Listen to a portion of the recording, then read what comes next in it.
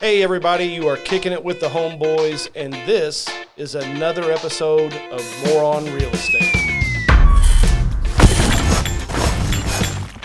My name is Clint Wetherill, and as always, this is Mr. Scott Adams. What is Moron Real Estate? Well, that is where the homeboys are coming for all the bogus crap that is being posted out there on the internet. A lot of bad real estate advice. We don't like bad real estate advice.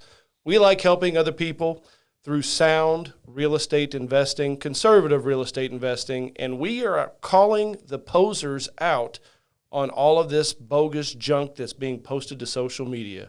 So, without further ado, you ready, my friend? Yeah, let's dive in. Let's do this. What the hell? Hey, excuse me, man. Your car's awesome. What do you do for a living? I'm into virtual real estate. Virtual real estate? Yeah, I sell what do you NFTs. Mean? NFTs? Yeah. What do you mean by, like, virtual, though? Like, you see mansions in the Metaverse. In the Metaverse? Yeah. How much, have you made a lot of money doing it? You bought this car doing that? Yeah, I recently sold an NFT for $500,000. 500 of, like, a house? Yeah. In the Metaverse? Yeah. It's like next to Snoop Dogg or something? Something like that. Near yeah. it? Oh, my God. Dude, that's crazy, man. I appreciate Yeah, it. thank you. Well, this is really timely, huh?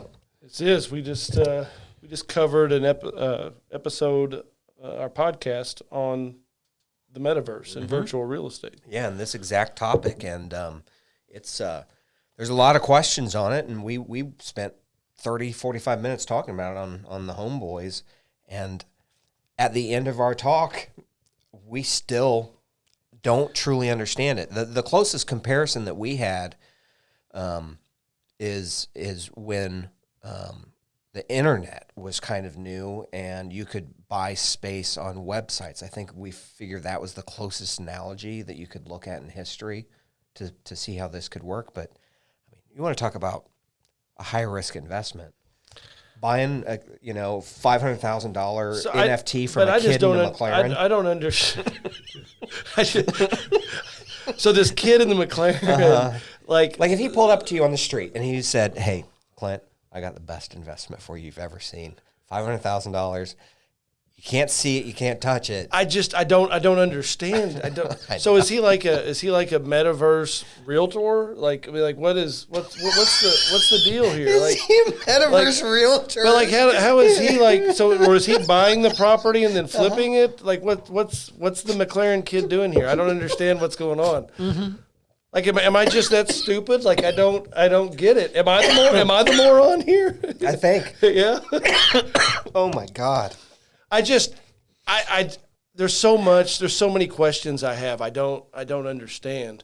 One, I can't stand the fact that they're basing this around this young, they'll call him a young man in this McLaren, which shows his success. Which how much does a car like that cost? Is that, I don't know because I'm not in the McLaren market, yeah. But I don't know. It gives me a really sour taste in my mouth. Maybe it shouldn't. Maybe I'm the dumbass that needs to be listening to the kid in the McLaren.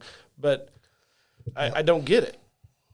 I don't think anyone gets it except for these kids that are trading, NFTs and blockchain. You have no clue what you're talking about, do you? None. I mean, like what is an NFT? Yeah, I'm. All I know is what's a virtual mansion like? Right. I'm going to be a virtual realtor, though. That's my new goal. Oh, I'll be in the woods, living off the land before something like that happens. I don't know. It's just not for me. Like you played a clip for me about this. It showed this kid that like spent like a week in the Metaverse. Oh, right. And he was like going to parties. Right. And it shows him like with this virtual reality mask on and like in his room, like dancing and stuff. And he's dancing with strange guys he's never met before. That like they're talking to each other. One of them's dressed as a stormtrooper. It's just a weird. Yeah, one's dressed as a stormtrooper. Yeah. Like what the hell is this? Like, I don't know. I'm getting ready to go hang out with 3 of my childhood friends. Right. We're going on a guys trip here for the next 3 days. I'm going to be physically with them, hanging out, interacting. Like, I just don't get this Metaverse. So I guess I can't call Moron. Maybe this guy's the smartest guy in the world. And we're the morons. Maybe we need, but it's just, it's not for me. Yeah, someone's a moron in this situation, a big moron. We just don't know whether it's us or him, or the person who bought it. Maybe we're the morons. There's morons going on here somewhere. We just don't know where the morons are. That you might be looking at them. I'm just getting dumber, I guess. Yeah. I don't understand. Well, let's see if we can find something we know a little bit more about. Yes, I work at a Metaverse subway. Every weekday after school, I get online and am here for 7 to 8 hours.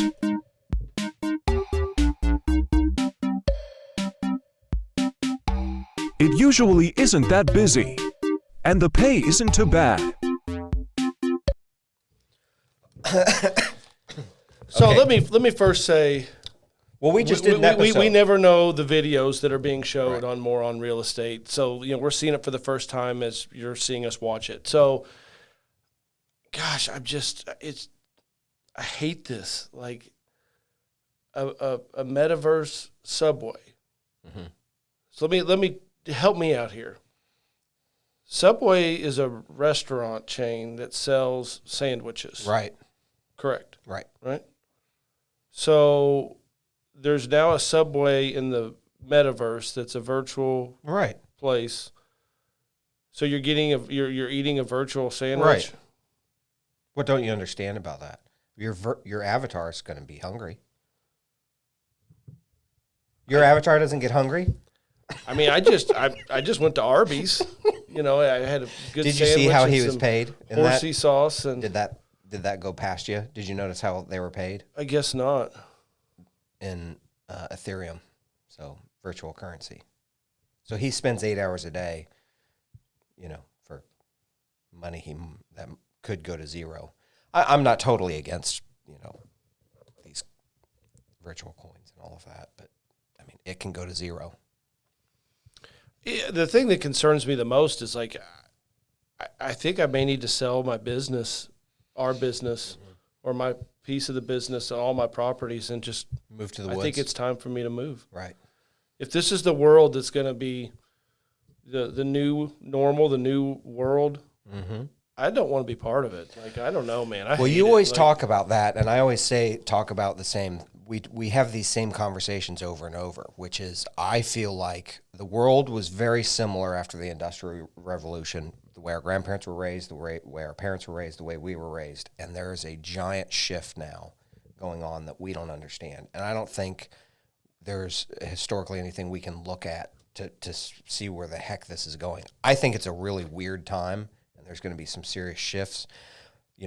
My kids are the first generation that wasn't outside every night riding their bikes around to see your friends. They were the first ones who were connecting to their friends by their phones. And now, is this the next phase is this what your kids are going to be doing instead of texting and posting on Instagram? Are they all going to be in the in Metaverse after school? Oh, I can assure you my kids will not be. You laugh. Yeah. There's no way.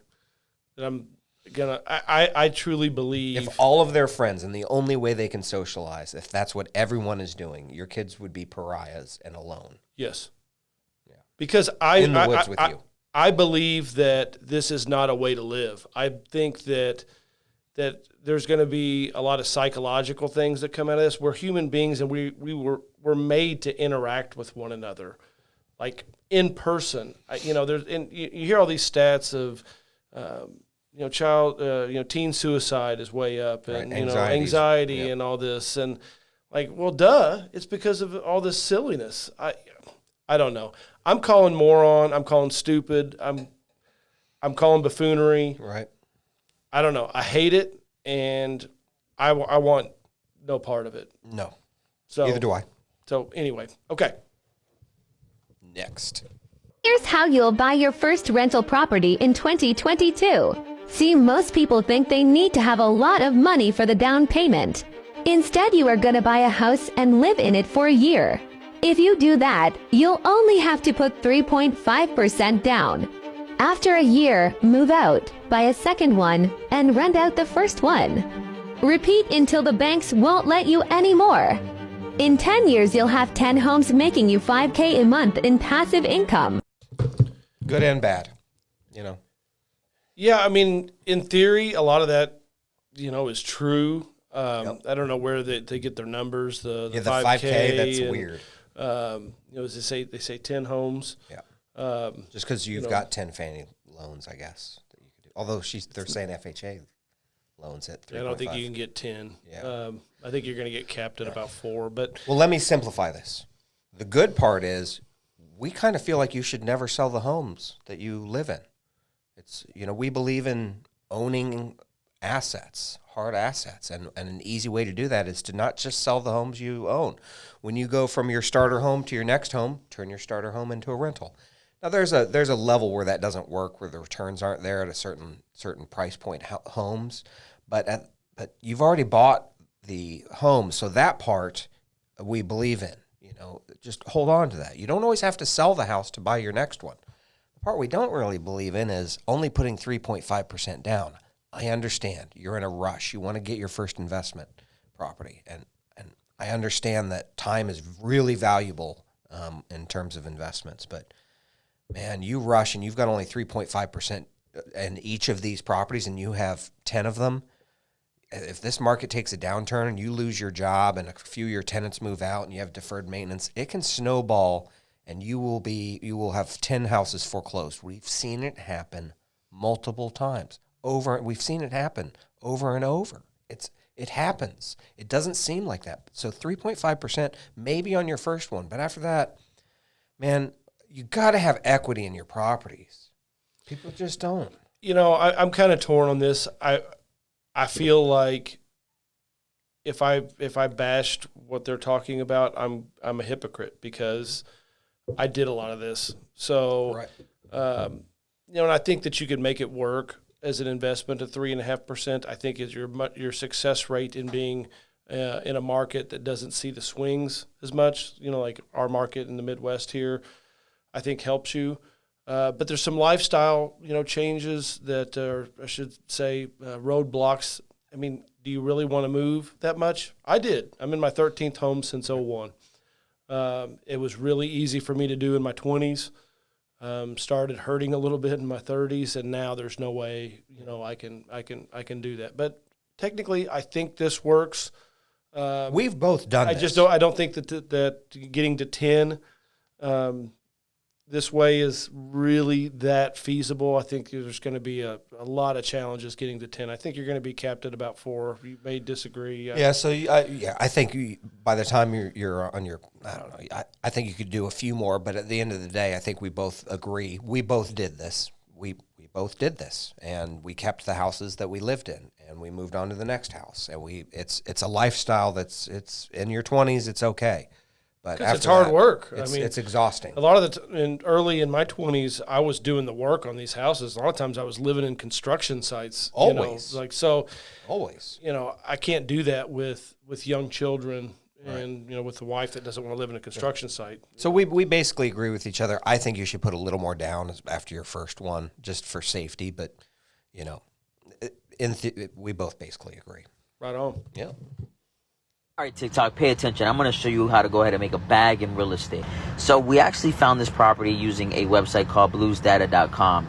Once we reached out to the homeowner, he expressed to us that he was behind on his payments and that he could potentially be losing the home. After getting on the phone with him in the bank, we quickly realized that this property is under what's called pre-foreclosure. Now, what that means is that obviously he stopped making payments and they're looking to go ahead and get the property back from him. Now, instead of letting them take the property back, we decided to go ahead and do what's called a short sale. What we have to do is submit a letter of hardship stating that the homeowner went through some type of distress, and that's what led them to not be able to make the payment. We then go ahead and express pictures. General contractor goes ahead and draws up a whole estimate on how much the repairs would be, and we submit this to the bank for them to go ahead and give us a price on what they would take. Now we wait for what's called the broker's price opinion. This is the actual price that they're willing to go ahead and settle on that property, and then we would go ahead and purchase it. Now, if you have connections, you can have what's called a hard money lender or a private lender, and what they can do is go ahead and loan you the money to go ahead and purchase this property. Now, sometimes they'll loan you the whole purchase price and a reno, and you're gonna have to put some points down or maybe some down payment. But what I plan on doing is hosting this one on Airbnb because it backs up to a lake and it also has a private park right behind it. It's going to go ahead and make me somewhere between $3,000 to $5,000 every month, and this is the strategy that I'm going to be using on this particular real estate acquisition. 100% BS. It just does not happen now. I mean, short sales were a great thing. When was the last short sale that we purchased? Oh, it's been 5 years. Yeah. Yeah, 5 years. But we used to purchase a ton of them. It's garbage. It's not true right now. The short sales are dependent on a market that is in decline or bit flat. That is the only time that they can exist. Now, there might be a 1 out of a million. If you go around trying to make a living at this, you might get one in 5 years.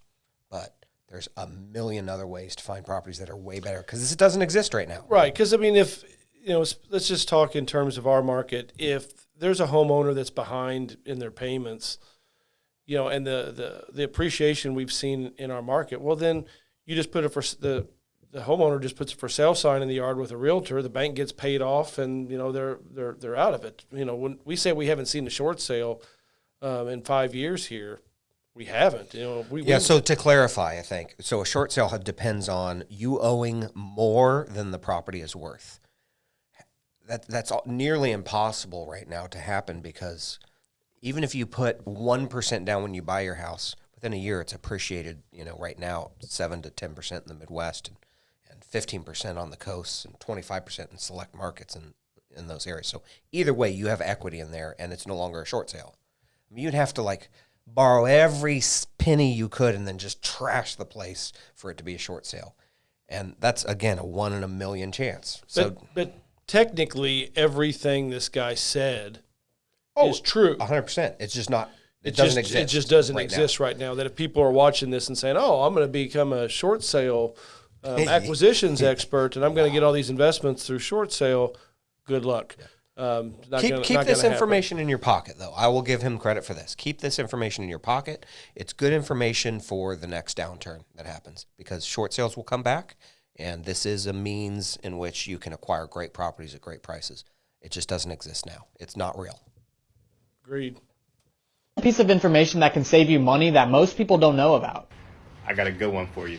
Instead of paying your mortgage on a due date every month, you could actually pay half of your mortgage on the 15th and the other half on the due date, and that could reduce your mortgage term by almost 10 years. For example, if your mortgage payment is $1,500, you would make a $750 payment on the 15th and another $750 payment on the 1st. And you continue to repeat this until your mortgage is paid off. This strategy allows you to make an additional payment towards your principal. So instead of paying off your mortgage in 30 years, you could pay off your mortgage in about 20 years without having to spend any extra money. I don't think that's accurate. I don't think it's 10 years. It does save you some. It does because there's 52 weeks in a year. Correct. And you paid your principal down a little bit quicker, but 10 years. I don't think that's accurate. So but this is in generally speaking, you can split your payments up. It saves you a little bit of interest. You pay down your principal faster, and another means that we see people talk about is you make an extra payment once a year, and you save. You save more than just that extra payment because you're prepaying, your interest, or you can prepay principal. You can let your lender know what you want that extra payment to go to. You can say it's prepaid interest, principal, blah blah blah. But the bottom line is, I don't think that math is right. But yeah, if you split your payment up, you do pay it down a little faster. These are neat little tips, and we're all we endorse equity positions in property. I think it's great. And so paying it down quicker, it's good. It's a great thing. I just don't think his math is right. But in general, pretty good. I don't think that he knows if his math's said about 20 years. Or I didn't want to judge it, but there's a little confusion in there. If you're going to post something to TikTok, can't you just go to a amortization schedule Correct. or a mortgage calculator online and know? This would literally take someone 2 minutes to punch it in and get an accurate number based on those estimated payments. It would take 2 seconds, and he didn't do that. So I don't know that he's the guy I go to for math advice when he doesn't take the time to do the math. But otherwise, it's a decent tip. Maybe you could go to the kid in the McLaren and ask him to do the math for us. That kid knows how to do math. He made $400,000 and he spent $450,000 on a car. Right. Well, he's got a virtual CPA in the Metaverse he probably uses. So. Yeah. In Metaverse math, he's not $50,000 upside down. He's somehow in the positive. That's right. All right. You hope.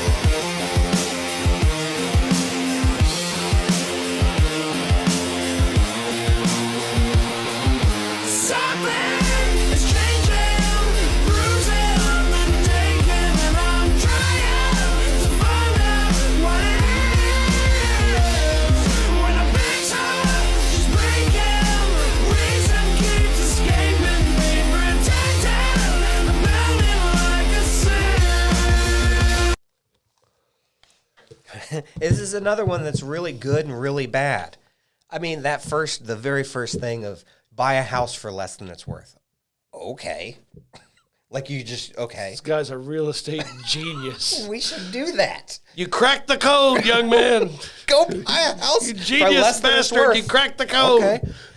But it's all true. I mean, this is how we did this. This is what we did when we were young. But The video's kind of douchey. I don't know. Yeah. I mean, it just makes the first step is so hard. It's so hard. I mean, we're good at it, and we've got a lot of experience at it, and it can happen. But it just makes it seem so casual. Like, go buy a house for less than it's worth. Okay. I don't know. The douchebaggery meter is so through the ceiling on this that I can't. I don't know. It's. You lost him at step one after he just said, because you were like, okay, I'll go buy a house for half of what it's worth. I don't know. It's part of like this whole everything. Real estate investing is so easy, and we see it a lot. We get calls within our office, with people know more than us. We've been doing this for a combined 40 years, and just put a little sweat equity into a place, buy it under market value, and the clients. I don't know. It's just.